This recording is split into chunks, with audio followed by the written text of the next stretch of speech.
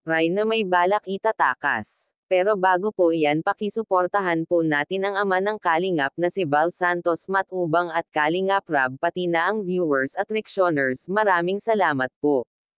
Nanay ni Raina may isiniwalat kay Kuya Rab at kay Ate Roda. Base sa isiniwalat ng nanay ni Raina, dinala niya si Raina kay mama niya Roda dahil may tumawag daw ito sa kanya at balak daw ito itakas ng isang grupo si Raina papuntang Maynila para daw ito ipagamot sa albularyo. Kaya minabuti ng nanay ni Raina na lumuwas at kunin si Raina para dalhin ito kay Mama Roda niya kasi ayaw niya ito na dadalhin sa Maynila. At nung nalaman ni Tatay Nestor na pupunta pala sila kay Mama Roda, sinabihan daw yung nanay ni Raina na bahala na kayo kung ano gusto nyo. Gusto din ng nanay ni Raina na dun kay Mama Roda muna titira si Raina hanggat hindi pa ito gumagaling.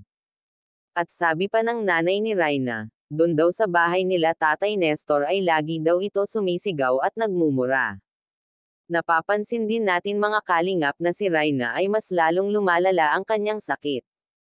Parang nawala na yung dati niyang sigla mula nung kinuha nila ito kay Mama Roda. Halos hindi na siya nakikipag-usap samantala dati na nakatira siya kay Mama Roda ay masigla ito at madaldal, mahilig pa ito makipag-usap. Kaya sabi ni Kuya Rab, si Raina back to normal na naman ulit ang kanyang paggamot.